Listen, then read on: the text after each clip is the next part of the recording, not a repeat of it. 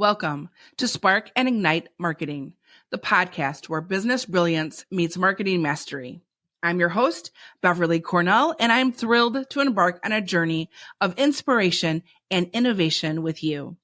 Get ready to dive into the minds of successful and passionate small business entrepreneurs, unraveling the ideas that spark unique opportunities and ignite extraordinary marketing and success. It's time to fuel your entrepreneurial fire and let the sparks fly.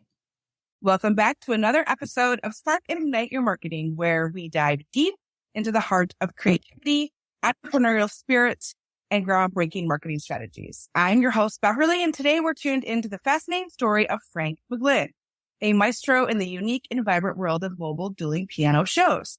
Before we dive into Frank's harmonious blend of entrepreneurship and musical talent, here's a striking chord for all our small business owners tuning in. Did you know that the event industry, including live entertainment, has been expected to grow by 11.2% annually from 2021 to 2028?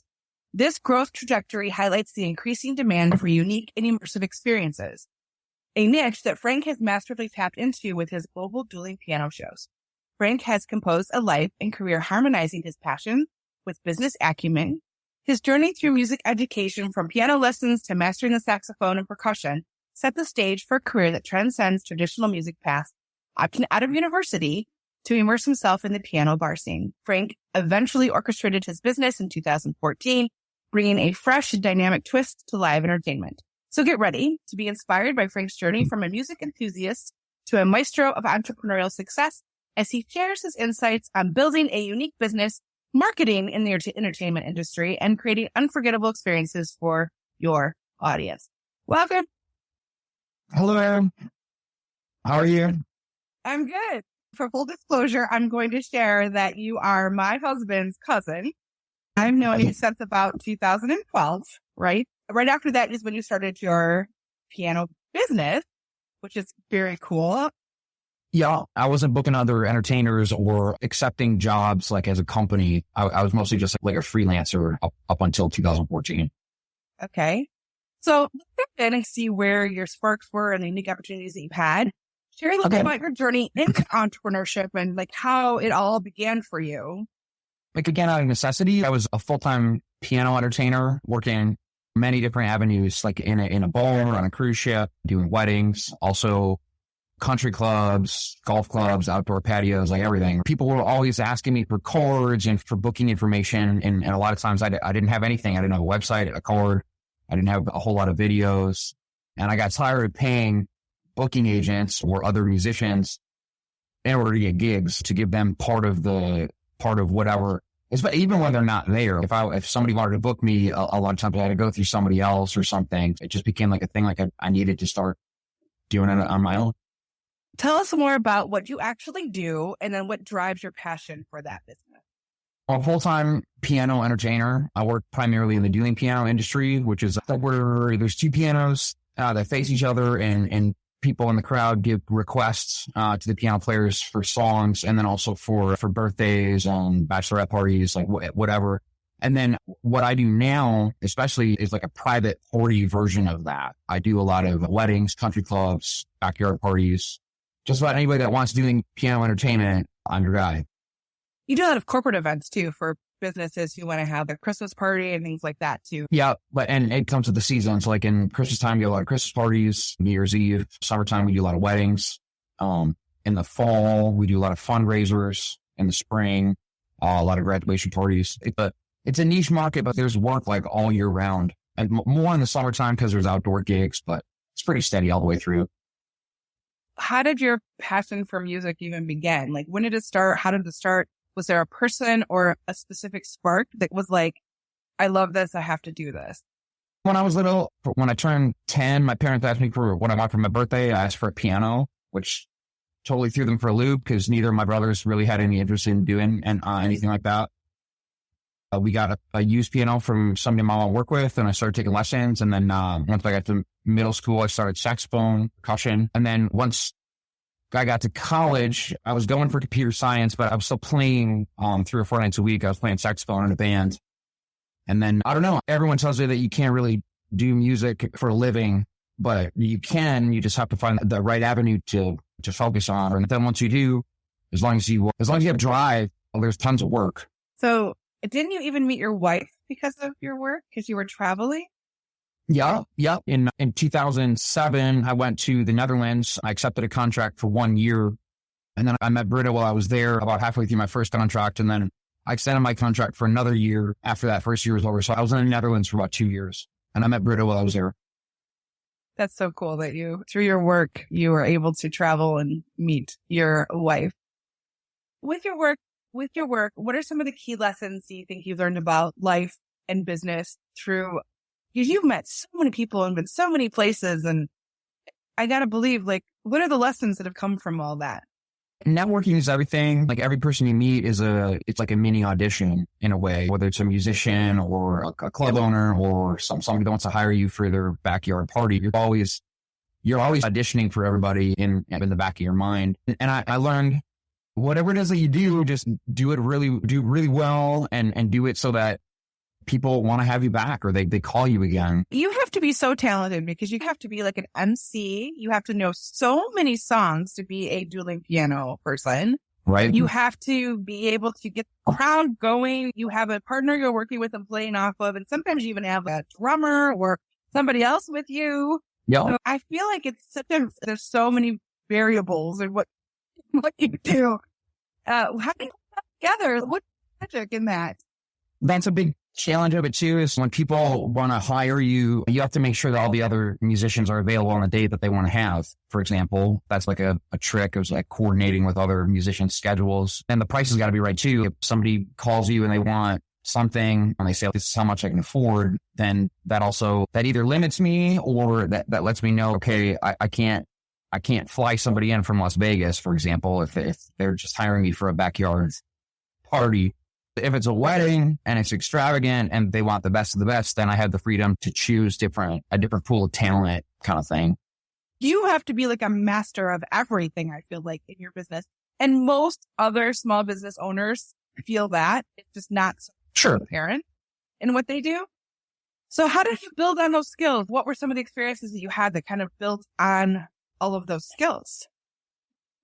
It comes down to mostly is if you want to fill your calendar, you want gigs, you want to make money, then you quickly have to learn how to adapt to whatever the situation is. Mm-hmm. And at the time in college, I was playing in a band. I was playing saxophone. I wasn't a singer. I was just like the sax player in the band. And one of the guys from the band went to the piano bar in town, and then he came back and he's like, man, you should check this out. You'll love it. At the time I was underage. I couldn't really go. So I had to go to the manager of the place, and he put big X's on my hands, and I went in and I watched, and after the first night, I was like, holy smokes, this is amazing. Because I saw them stuffing all this money in the jar. Just every 5 minutes, there's 10, 20, $50 going in the jar. And I just said to myself, is this real? Are somebody's going to stop these guys from what they're doing? Right? And nobody did. And everybody was entertained. And I guess from that moment, that I made like a big shift from I want to play saxophone for the rest of my life. I want to play piano. And a lot of the songs that they were doing, I knew them already just from listening to the radio and 80s rock and that kind of thing. And so it was just a matter of I had to learn how to play them and then how to deliver them. That was my biggest challenge. Like my first 2 years, I didn't really know how to be a host or like somebody on stage that talks to the crowd about anything. I was always in the background. And so the first 2 years of just literally just watching other entertainers do what they do. And they recommended like, hey, watch sketch comedy, watch stand-up comedy and try to emulate what they do. Yeah, that's how I got to where I am now. And learning the other instruments was just out of necessity. Like I already knew piano and percussion. I had to learn a little bass and guitar. I knew saxophone. And then it was just a matter of, I'm also really ADD. So this gig was a way to do all of those things and still get paid for it. Use what you've been given to make it a business. That's the brilliance of being an entrepreneur, is you do something really well or something's really comfortable for you that you do it. But it also means you have to sometimes step out of your comfort zone and you learn new things and become something you didn't expect you were going to become, like a host. And that's something that I've been to a couple of your shows, and that's what's so fun, I think, is the interaction and the play off of each other. And It just is really entertaining and super fun. And it's very experiential where everyone's singing and it's really joyful. I think it's a really fun time when you go to a show like yours and you are creating this experience, whether it's at a wedding or if it's at an event, you're creating a feeling, which is hard, I think, as a business owner, but the most important part of it. So you have a very lasting impression, which is awesome. Thank you. People do videos and it's very shareable content, which is super fun from a marketing perspective. I've watched you evolve over the years and it's very cool. Like you've gotten quite the library now, which is good. I think what you do is you have to see you in action to sell it, I think. When I think about it too, I'm in hundreds of people's wedding photos and wedding videos, like from the last 10, 15 years, especially. So many people's wedding videos. It's really funny. What's been the biggest challenge you've had to overcome and what helped you get past it? What's been the biggest challenge with your business? The biggest challenge from the business standpoint is just getting your name out there and separating your name from everybody else's name. And in my industry, there's probably like 10 dueling piano companies in Michigan. In Orlando, there's 30. In Vegas, they're literally like every town that had the dueling piano bar, usually the players from that town form some kind of business. And then because there's so much call for outside gigs and all that. My biggest challenge has been separating myself from some of the other companies. And it's hard because there's some bigger companies that are really big that do what I do, but they also charge a huge price tag. My way of overcoming that is been able to deliver what it is. I deliver the same thing as some of the bigger box stores at a cheaper price with better talent. It's been like my strategy. And then all the behind the scenes stuff that people don't see, like making a website or making the videos or contracts, answering emails, meeting with clients, checking out venues. A lot of times a bride wants you to go see the venue before the wedding day to make sure everything's going to coordinate correctly or whatever. I guess the biggest challenge is all the behind the scenes stuff that people don't see. They come in to see the show and they see me happy and excited and fun and all that stuff. But there's everything that led up to getting to that point where the people come to see me. That's the hard part.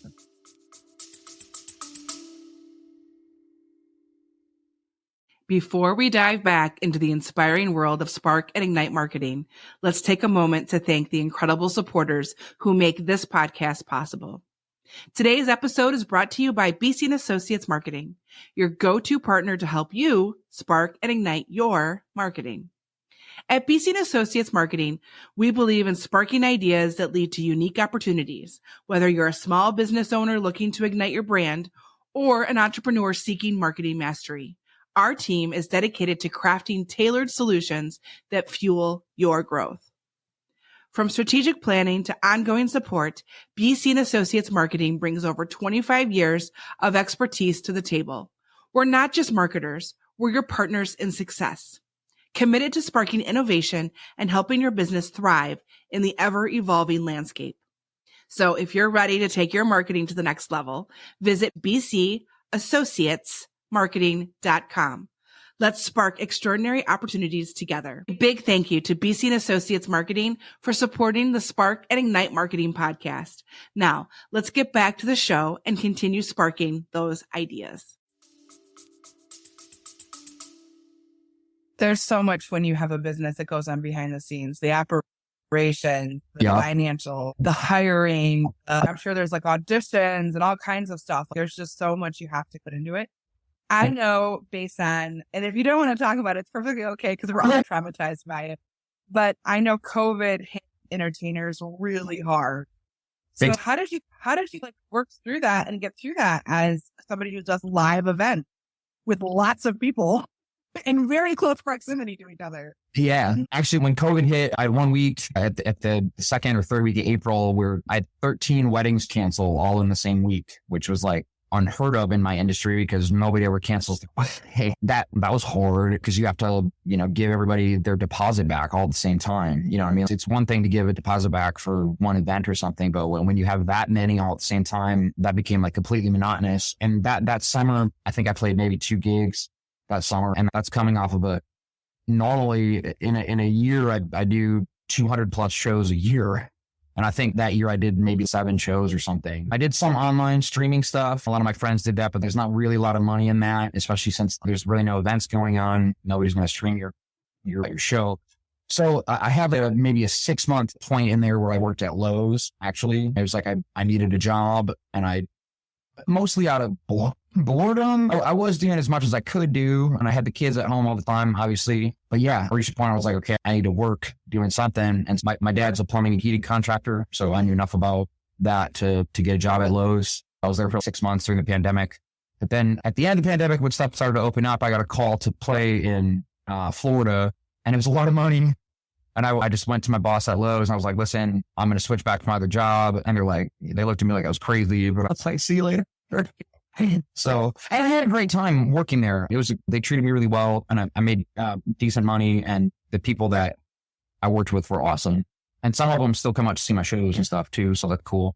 But yeah, COVID was super hard for everybody in my industry, especially people that a lot of my colleagues work on cruises, and there was no cruises for 18 months, which is like unheard of. Because for us, cruise ships are like the retirement gig in a way. Like once you're like at an age where you can't really get land gigs or bar gigs, then you can go out on the cruise and make money still.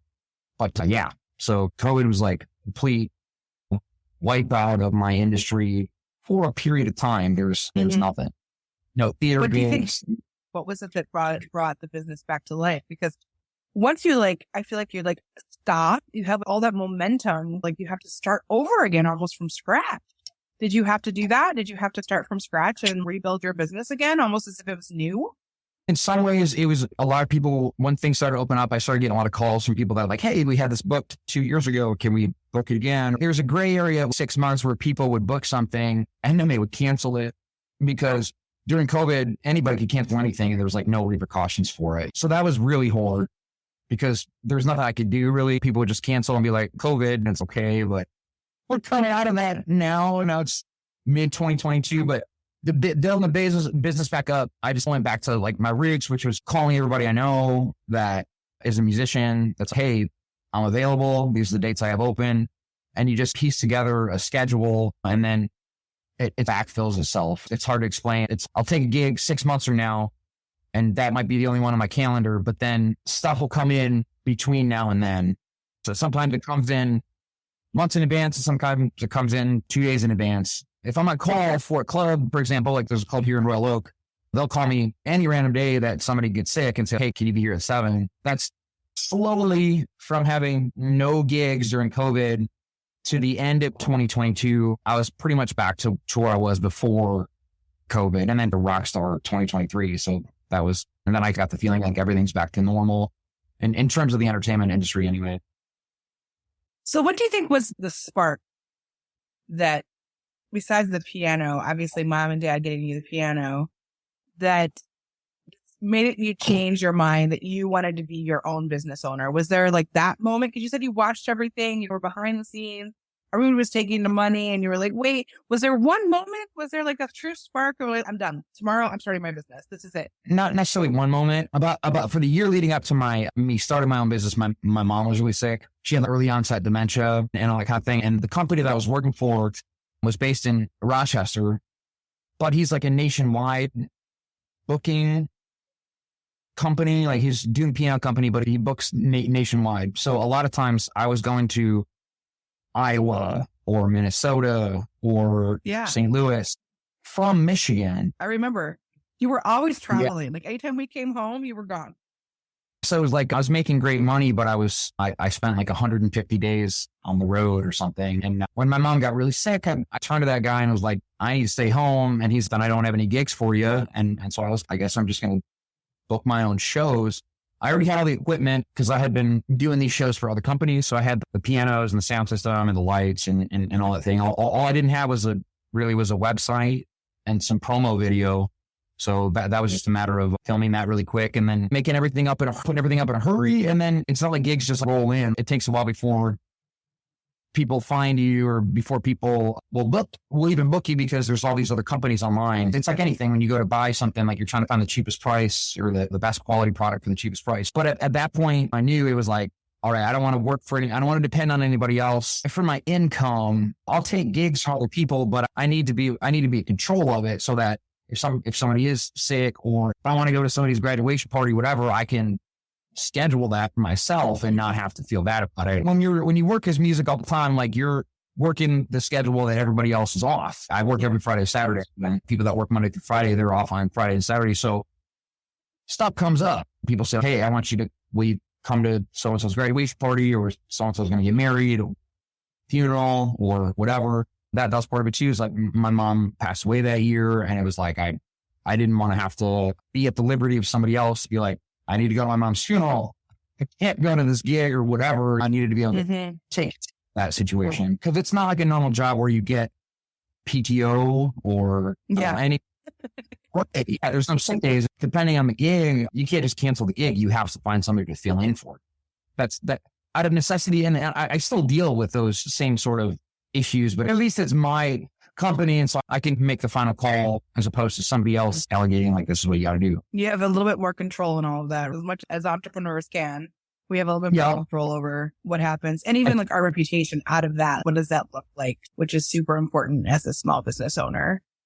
Yes. I'm assuming there's a trend in this. Do you see, maybe it's with the music, maybe it's with the style, maybe it's a type of event. What are the trends that you're seeing in your industry right now? What is happening in the dueling piano world? For the last 6 months, everything Taylor Swift pretty much has been like the thing that everybody requests all the time, just because she's in the news a lot, and the Super Bowl. That's one thing ever since she came out, there's always been like 1 or 2 Taylor songs that come out, but literally in the last 6 months, it's just like everywhere you go is like Taylor Swift. You have all of her catalog entirely memorized to be able to play? No, but I can deliver quite a few Taylor Swift songs at this point. Other trends, I started in 2003. So back then there was no iPads or iPhones or all that stuff. So you had to memorize literally everything, and you weren't allowed to have books on stick.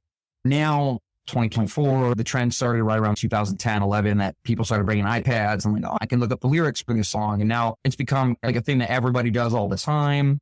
That's a trend. I do it a little bit. I try not. There's some people are a little bit robotic and they only look up the words every time, and then they miss the interactive part. What's the most popular? What's the song that you get requested the most?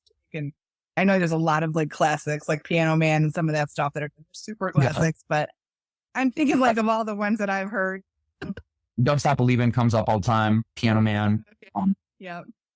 Anything from Elton John, Benny and the Jets, or anytime a movie comes out and there's a song in a movie and the movie is really popular, then that song suddenly becomes popular again. Interesting. That is a trend for sure. Yeah. So a good example is I'm Still Standing from Elton John was already a big song, but then it was in the movie Sing. And so that now I have a whole new generation of people that are requesting that song that wouldn't have known it otherwise. Another example, a great example is the song Tiny Dancer from Elton John was never really a big hit when he released it in the 70s, but then it was in the movie Almost Famous, which was like a movie right around like 97, 98, which is before I got into doing pianos. But when I started the gig, I noticed that the song would come up all the time and I couldn't figure out why. I'm like, why do people want to hear this? Like, how do they know it? And every musician that had been doing the gig before me said, oh, the movie Almost Famous, because it's in that movie and the one scene. And then I watched the movie, and now I understand why everybody wants to hear it all the time. So what advice would you give other people looking to get into this industry specifically? How to get started, or what are some best practices? What are some things you would tell them if they want to get into this industry and be successful? I would say specifically the music industry. If you want to focus on the dueling piano side of it, you can. But I think this industry is very unique. And like you said, a lot of people think that you can't make a living doing music. So if somebody is really passionate and wants to, what is some of your advice for them? Just keep doing it. Keep going after it. Everybody, especially in the beginning, is going to tell you no. And they're going to tell you that you can't do it. And they're going to tell you that they can't afford you, or whatever the situation is. There's going to be like a huge wave of negativity and discouragement that says you can't do this, like you're not famous, you're not an American Idol. And that's part of the issue, is people recognize American Idol and they recognize music videos and they say, oh, the only success that you can have is to become that. If you want to be a musician and you want to make money, the only way to do it is to become famous. And that's a fallacy. There's every touring artist that you know has a bunch of people in his band that you've never heard of before. And those are the people that I work with on a regular basis, if that makes any sense. Guitar players, drummers. For example, Bruno Mars, the musical director for Bruno Mars, is a dueling piano player from Michigan, but he's making He's literally been to all the continents. He's been in Tokyo, Australia, North America, South America. He's just been everywhere. And you could bump into him at Walmart and you wouldn't even know it. And that's the reality is you can swallow the pill of, all right, I'm really good, but I'm never going to get famous. But who cares? I can still make money doing this. Then that's really what you have to focus on. You have to focus on the fact that maybe I'm going to play on a cruise ship for the rest of my life, or maybe I'm going to play in a theater, or maybe I'm going to back up some musician, or maybe I'm going to work at dueling pianos. Maybe I'm going to work at Disney World. There's tons of work at Disney for every kind of music. Interesting fact about me, Frank, as I tried out to be a dancer for Disney World. Okay. Very cool. Interesting unknown fact about Beverly. Yes. I went to Eastern Michigan for an audition. I actually got one of my big regrets. But there's a lot, if you're in the creative space, a lot of opportunity at Disney for people to get their feet wet and get great experience. With a company that does a lot, they have a system. Like you want a system that the Disney way is a definite system. It really is a niche market, like being a musician, I guess. It is a niche, but there's so many different avenues too. Like you can do a lot of different things that people realize are an opportunity for you in that space. Yeah. My husband and I met in musical theater. So there's the whole other side of that too, right? So you think of, obviously him and I are not famous. We wouldn't even be close to that, but and it is an avenue you can continue. People go to college for that and they do stage production and all kinds of things. It's still related to music, but it's just not famous. Like you said, there's a lot of opportunity. Yeah, there's a lot of opportunity. And a lot of parents really discourage children. A lot of parents force their kids to take music lessons when they're little. And then they get older and then they say, well, don't do anything with it. You know what I mean? And that bothers me. And it bothers me the other day. Like I posted about Jason Kelce thanking his band director. Music in schools, I think, is really important. And the skills and the things that you learn in band can be applied to so many other avenues. Music is so powerful. Like for me personally, my dad played guitar growing up. And literally it's the soundtrack of my youth. Like I associate his singing and songs as part of my childhood. And he was in a Beatles cover band and he was Paul. And he would play Beatles music all the time. So when I hear a Beatles song, I can directly relate it back to my father. And it's a very strong, very positive memory for me. And that guitar actually means so much to me that that's the essence of the soul of my dad. It's just a very cool thing. Music is just very powerful. And I love that you've been able to do that for a living because we need more art like that being created. The drug for me is that's awesome. You know what I mean? Like I gave this person this feeling and it turns into more business. It sounds a little bit, and if you deliver a feeling or you give somebody a vibe, the cash register starts ringing. And by default, it's not like I'm trying to whatever. I just want people to have a good time. And then if you do that, everything else falls in place. I think that's one thing with being an entertainer or a performer. It is an exchange of energy between the audience and you. It's never like one-sided if it's done well. But this phrase, Frank, I am in the business of nostalgia. I love this from a marketing perspective. I'm just letting you know that. I am all the dings went off in my head.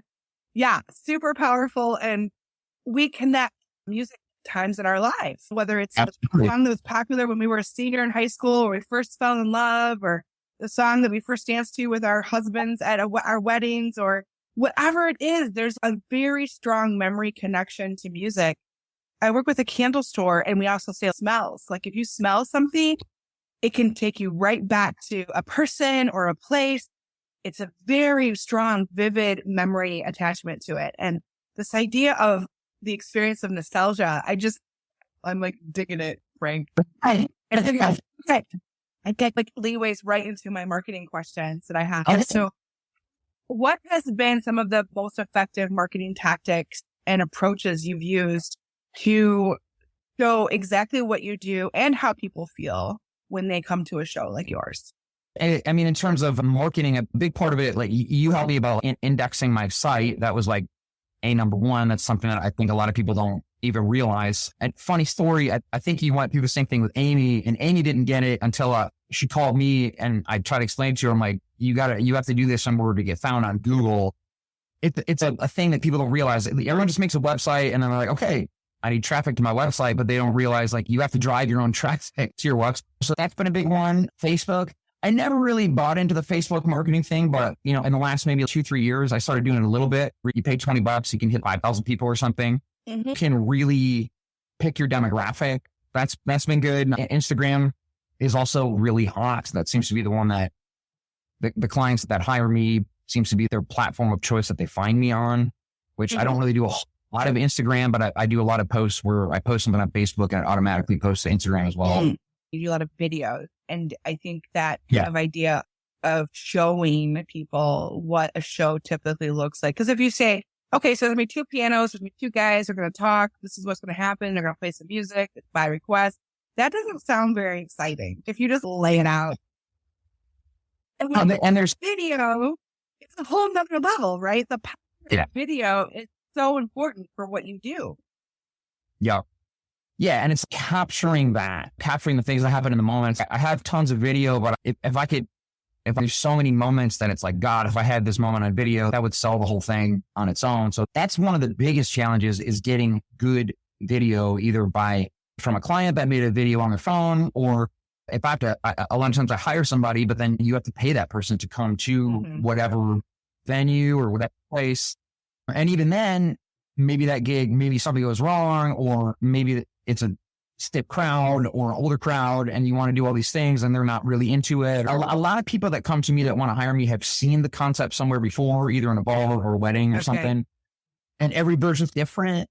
And I deliver many different versions of it, if that makes any sense, because there's like a band version, which is like with a drummer and a sax player.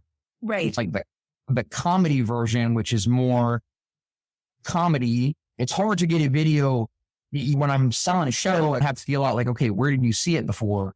Or what are you looking for? Are you looking for like funny stuff? Are you looking for the musical stuff? If it's somebody that's been to doing pianos many times, they're easy because they're like, we want this. Yeah. The hard clients are the ones that they saw it somewhere in passing, or they went with a friend to a bar, or they went to somebody's wedding, and the wedding they had doing pianos. And that's the first time that they saw it. So then they immediately think, oh, this is going to be awesome for my event. But they haven't really thought about all the things that have to go into making that happen. Most notably, a lot of times people pick out a venue that doesn't hold enough people, or that's not conducive to getting the pianos into the venue, or whatever the situation is.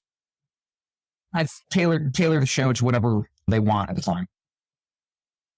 Has there been one marketing campaign or something that you've done that's been the most successful for you, that's gotten the most customers?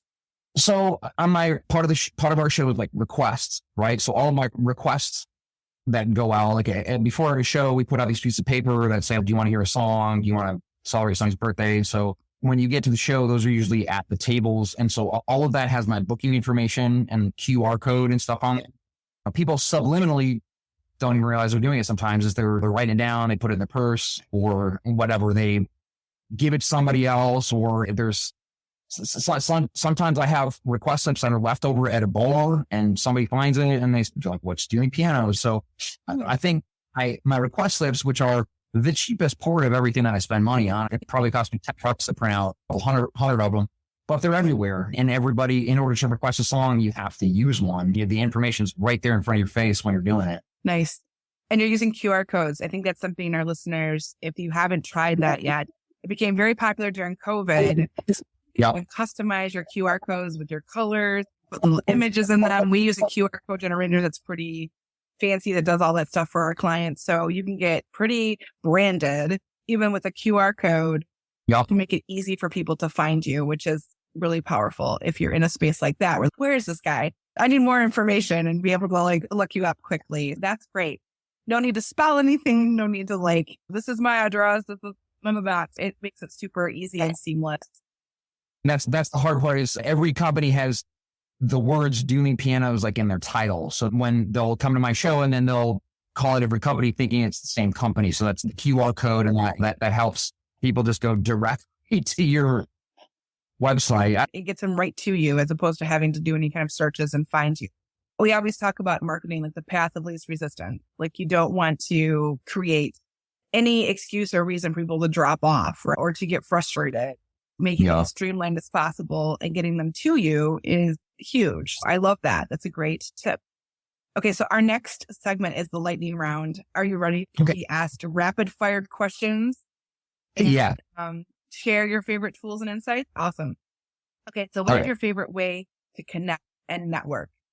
For me, it's like the organic way with musicians or clients on the gig. Like at least 15 or so people come up to me after the show's over and they want a card or they want to know, like, when are we available? That's usually my opportune time to say, hey, we're available on this date.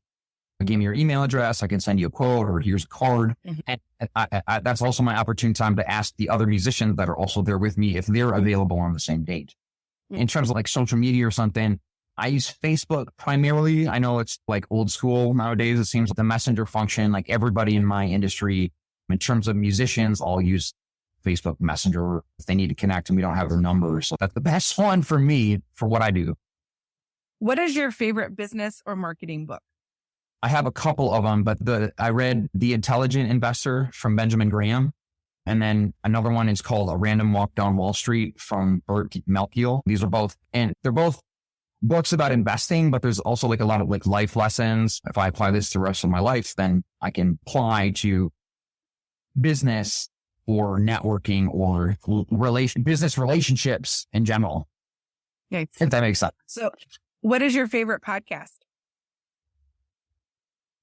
That's a tough one. I do listen to a lot of like investing podcasts. So I listen to The Intelligent Investor. I listen to a lot of history podcasts. I listen to, because I'm on the road a lot of times. I'm not as on the road as much as I was before, but I'll drive 5 hours down to Ohio, play a gig, and then drive home after. So a lot of times I'm listening to, it's called Real Dictators. It's a history podcast about history, all that stuff. So we're history nerds over here too. What is your favorite business tool or app to use? I mean, for my business, I have to use the Guitar Tabs app a lot because it's the biggest database of chords and lyrics for songs. There's a fee with it. I think it's maybe $40 some a year, but you have access to like 100,000 tunes and you can save them, you can share them, you can edit them. So that's for my business and what I do. Being able to access a song in a hurry is a really kind of important thing. So I use that probably more than anything. And then like in terms of marketing, I'd say probably Facebook. That's where I do the majority, or the Facebook, Instagram combination, basically. What's your favorite way to refocus or reduce stress? To refocus and re-stress. I do woodwork in my garage. My way of shutting the world out for a little while. Yeah, it's one of those things where when you're creating something like that, you can't think about anything else. You have to be super hyper-focused, right? So all those thoughts don't come running in. I think as entrepreneurs, we are oftentimes very busy thinking about all the things. So it's nice to have something to do that. What's your favorite marketing tactic? We talked about this, but what's your favorite one?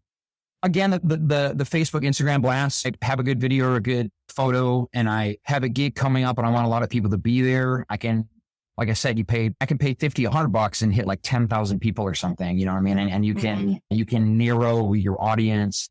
It's pretty much, again, the request slips are good for marketing. In a way, I'm marketing myself all the time. Every gig, every time I'm shaking a hand, every time I'm meeting somebody new, that's like I said, it's like an audition. So that's also like my biggest marketing tactic is just being a good person, being friendly. Yeah, I don't know. What's your favorite source of inspiration? Oh my gosh, from everywhere. Lately, it's from the kids. They want to do things and everything costs money. So I need gigs. Part of my inspiration is just, do I want to do something else? And during COVID, that was like my test for the first time. I'd been dealing pianos for 18 years and then COVID hit and then suddenly I had to do something else. And so that's my inspiration is the more gigs I have, the less I'm driven to take another job. And not that I wouldn't work another job. I absolutely would, but I want to do this as long as I can because I have the ability and because it is like a rare form of job opportunity or whatever. So I guess that's my inspiration is like, I could be doing something else. And to back up, during COVID, I did teach lessons. Like I had maybe 20 students. I worked at like a school of music, which I also liked, but doing what I do now is what I really like. So that's my inspiration is basically make enough money to not have to do anything else. Who's your favorite entrepreneur to follow? I've always been attracted to Bill Gates, I guess, just mostly because he took something that didn't exist and brought this like version of it to the world. And then suddenly everybody needed it, or everybody's platform, other entrepreneurs. And it's 21 years now that I've been doing it too, which is like really nuts. But you survived the lightning round. That is the end. Everyone's always so, okay. That's all right. Take a deep breath. More questions, really. One is, what advice, now you've had 21 years or more of doing this, what advice would you give the young Frank who's just starting, knowing what you know now? Invest your money more. Once you reach a point where you're making enough money where you can save it, you should really start in investing it as well. Because at the time, everybody told me, put some money in an IRA or put something in a retirement account. And I didn't do it for the first 10, 12 years. And I wish I would have, because I have way more money than I do now, because I didn't really understand what any of that meant at the time. That's my biggest one, is be smart with your money whenever you're starting a business or starting to go out on your own to do something where you don't have a check coming from a business every 2 weeks or whatever, if that makes sense. Yeah, sometimes there's no money, or sometimes there's a lot of money. So you have to figure it all out. Yes. And my business is very much like that. There's the month of December, I had 23 gigs, that's a lot for 1 month. But then February was slow. So I had not as many gigs as I have in previous years for February. So it comes in waves. Like sometimes you make all this money in a short period of time, but then the next month you're not going to make as much money. So you have to budget yourself. And that's something I did too. Once I started my own business, I put myself in my own salary so that I pay myself every week. And then the rest of the money that I make on a gig gets reinvested into the business. And then I give myself raises every year, like a percentage wise or whatever. Okay. So I have lots of people who are small business owners now that listen, but also people who are aspiring business owners. What is one easy thing that you could tell a business owner or an aspiring entrepreneur that they could do today? Just, hey, if I was going to start a business today, this is what I would do. What is one easy thing they could do to either improve their business or get their business started rolling? There's so many avenues to connect with potential customers and clients or whatever. And I learned this from another guy who's a doing piano player who also works at a marketing firm. Just go on Facebook and Instagram and start following all the places that you want to play. If you want to play at this bar, follow their bar, and then like their comments and like the things that come across. That's the easiest way to get your name known, because it just comes across people's feed subliminally, and then they see it. Yeah. Yeah. And then other than that, for every business is just drive. You just have to keep doing it in the face of rejection and in the face of people telling you you're not good enough and people telling you that you can't do whatever it is that you're doing. There's always going to be some form of thumb pushing down on you saying this isn't going to work. And you just have to keep doing it regardless of all of those things. And it still might not work out, but you still have to keep thinking that it will. If you just in your mind, you just keep telling yourself that I can do this despite all of these factors, eventually it just works. I mean, it doesn't necessarily work that way for everybody, but one way or another, every entrepreneur kept doing something because they believed that they could either add something or start something or create something. And they didn't stop until they created it. And sometimes in the face of many failures. And then the 10th time they make $1 billion or something. And you're always never plateau. Like no matter what skill set you have or whatever job you do, you can always learn something. And even 20 years later, I'm still learning things about the industry that I didn't know or that I didn't use or utilize that I can use. You're just starting and you never just realize it's going to come with a lot of negative forces that are going to keep you from doing what you're doing. You just have to keep doing it. I think what you said too about, there's a couple of things that I think are really valuable is entrepreneurs are really good at overcoming failure, period. Yep. They're extremely really resilient in that. And the other thing is most people who tell you no, it's not about you, it's about them. They don't believe in being an entrepreneur or whatever the case may be. So it's their beliefs holding them back and don't want you to succeed because of their beliefs. It's not usually about you.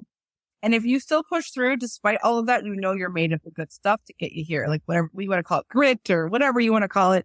But that is the stuff that makes the entrepreneur. And most failures are where I've learned the most. I don't know about you, Frank, but those are the most powerful lessons that I have experienced in my life, career, relationships, the whole thing. That's where the rubber meets the road and you realize embrace the failures. I think that is a really powerful thing because you learn the most.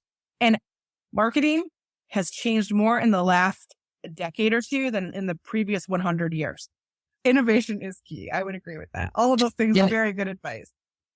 When I started, and again, this isn't that long, it was 2003. It's a long time ago, but there was no YouTube or Facebook or any of these things. And many of my auditions were done over the phone where I'm going to play. I'm speaking with the director. He says, okay, put the phone on the music stand and play me 3 songs. You know what I mean? Whereas like nowadays, if you don't have a video or you don't have a website or you don't have a Facebook page, people won't even consider you as an option for one of their events. So it's changed exponentially for sure. The place that I started at in Kalamazoo, they used to take up a big ad in the yellow pages. You know what I mean? Nobody does that. Marketing is so different now. And that's part of the challenges I think many entrepreneurs struggle with is how to keep up with the technology across all the areas, like from the accounting side to the marketing side. It can become extremely overwhelming. People who specialize that can be a great resource for you. The last thing I really want before we go is to have you share with our listeners where they can learn more about your business and keep up with you. Where can they find you? Okay. For booking and for information on what it all is mobileduelingpianos.com. That's my company. You can go there and check out videos, photos. Sometimes our schedule, I haven't been as great uploading the schedule onto the website. But then other than that, Facebook and Instagram are primarily my social media of choice. I don't really do Twitter or TikTok. For Instagram, it's mobile_dueling_pianos. And then for Facebook, it's just Facebook/mobile-dueling-pianos. As we conclude this episode, I want to give a big thank you to our guest, Frank, for sharing his wealth of knowledge and expertise in the live entertainment industry. Your insights have illuminated our listeners' path and offer valuable insights and tips and strategies to enhance their digital marketing efforts, as well as some just general business information, which is great. I hope that our listeners found this episode as enlightening as I did. Remember to implement the insights shared today into your business, and don't hesitate to contact Frank through his information or myself if you have any further questions or need assistance. Stay tuned for more inspiring conversation and actionable tips to ignite your business and your marketing journey on future episodes of Spark and Ignite Your Marketing podcast. And until next time, keep sparking and igniting. Wrapping up another episode of Spark and Ignite Marketing. For your weekly dose of inspiration, join our community on LinkedIn, Facebook, Instagram, or TikTok for behind the scenes and exclusive content. Until next time, keep the spark alive and stay inspired.